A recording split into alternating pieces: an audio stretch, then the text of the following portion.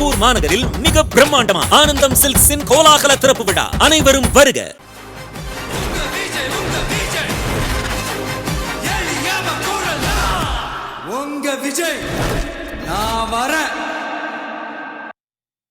நாகை, திருவாரூர் மாவட்டங்களில் தவிக தலைவர் விஜய் தனது 2ஆம் கட்ட தேர்தல் பரப்புரையை இன்று மேற்கொள்கிறார்.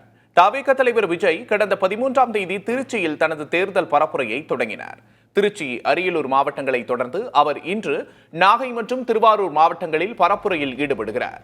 இதற்காக சென்னையிலிருந்து நாகை சென்றுள்ள விஜய் காலை 11 மணியளவில் வானூர் ரவுண்டானா பகுதியில் மக்களை சந்தித்து உரையாடுகிறார்.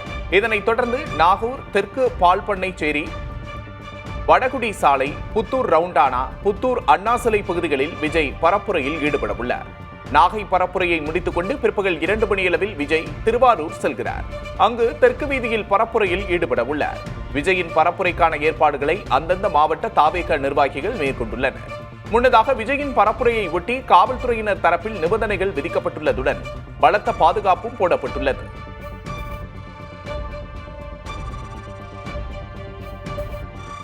நாகை, திருவாரூர் மாவட்டங்களில் விஜயின் மக்கள் சந்திப்பு நிகழ்ச்சிகளில் கலந்து கொள்ளும் தவிக தொண்டர்களுக்கும் பொதுமக்களுக்கும் 12 அன்பு கட்டளையை கட்சியின் பொதுச் செயலாளர் ஆனந்த் பிறப்பித்துள்ளார். தொண்டர்கள் அதிக அளவில் கூடியதால் திருச்சியில் கடந்த வாரம் திட்டமிட்டபடி குறிப்பிட்ட நேரத்திற்குள் விஜயால் சுற்றுப்பயணத்தை முடித்துக் கொள்ள முடியவில்லை.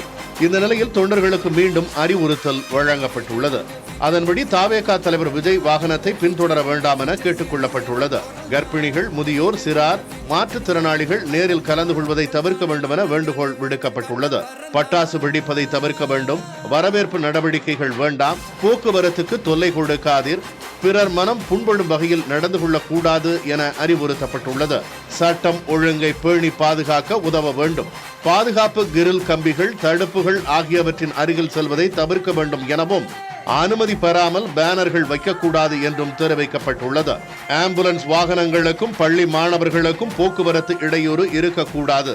காவல்துறைக்கு ஒத்துழைப்பு கொடுக்க வேண்டும் என்று அறிவுறுத்தியுள்ள ஆனந்த், நிகழ்ச்சிகள் முடிந்தவுடன் நிதானமாக கலைந்து செல்ல வேண்டும் என தொண்டர்களை கேட்டுக் கொண்டுள்ளார். திருப்பூர் மாநகரில் மிக பிரம்மாண்டமா ஆனந்தம் சில்க்ஸின் கோலாகல திறப்பு விழா. அனைவரும் வருக.